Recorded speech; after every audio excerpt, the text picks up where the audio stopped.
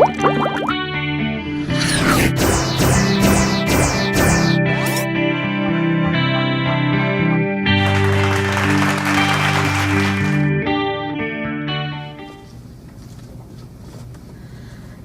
lives were never meant to be experienced in black and white. Whether you know it or not, the colors you associate mean something to you.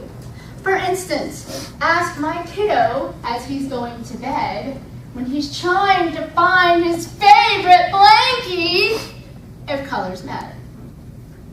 Ask the bride that's looking for her new wedding dress, if colors matter.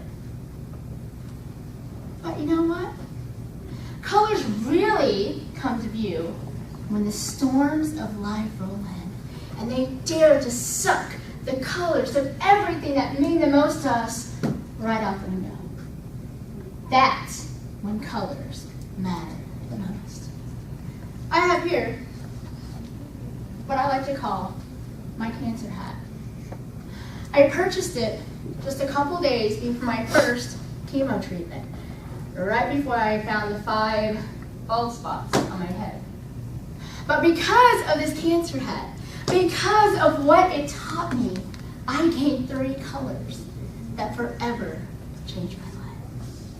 You see, the first day of chemo treatment, I sat in the chair, one hand clutching on to my hat, the other hand I held an envelope, a royal purple envelope. And in this envelope was a card that one of my friends had gotten me. And I said, what a peculiar situation here. I'm sitting here, getting ready for chemo. I feel like my world is falling apart, and I'm holding the color that should be defined by a king and queen that's supposed to have everything together. And I opened up the card, and inside I found a definition of power that stuck with me.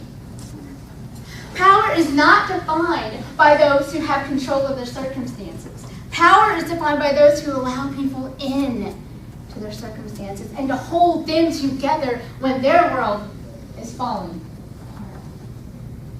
This color came into my life every night when I heard the doorbell ring, and it was a meal provided for my family when I couldn't do it myself. I felt this power of relationships when I received a text of a sunrise from some of my favorite friends that woke up extra early just to take that picture, telling me, Bethany, keep on going because you're going to see this one day. Relationships matter. This color mattered. And as my treatments continued, I continued to get weak. I continued to barely even be able to get out of bed. I knew that there was going to be one time in my day that I looked forward to more than any other time. You see, when I took my hat off at home, I could try to be myself, but you see, I have kids. And you can't be sick around your kids, especially around bedtime.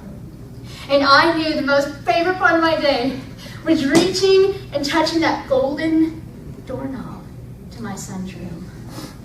Because I knew when I opened it and I got to lay next to him and put him to sleep, it felt like everything just melted away. And I would lay next to him, and we would sing songs, and we would tell stories. And I used to love it when he would rub my head. But one night he looked over at me, and he was supposed to be snoring off the dream land, like every kid's supposed to do. And he said, Mom, are you going to die?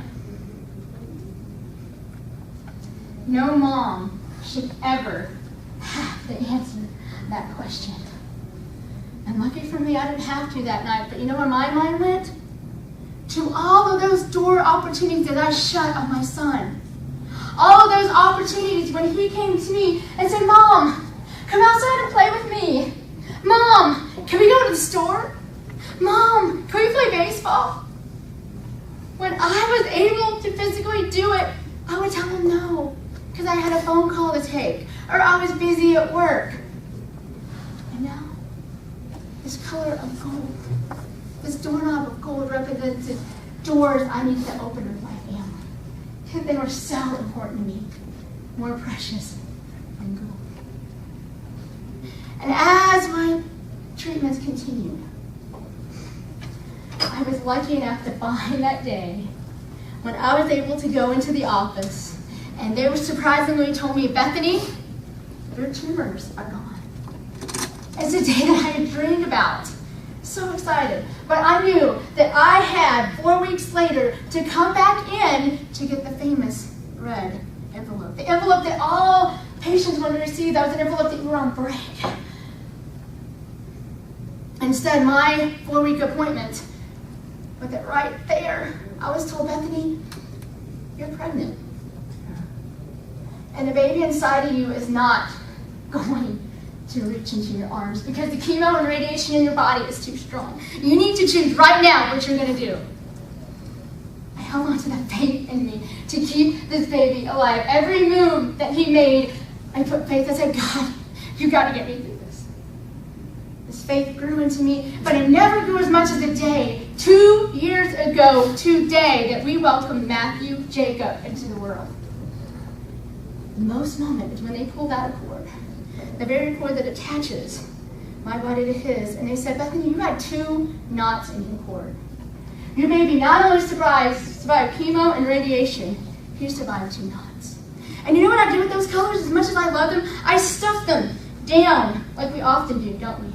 And we hide them away. But we're not meant to live in a world of black and white, are we, Toastmasters and honorable guests? You have been given colors that you need to show. So I hope you'll show yours today. I enjoyed sharing my colors that matter. Your turn.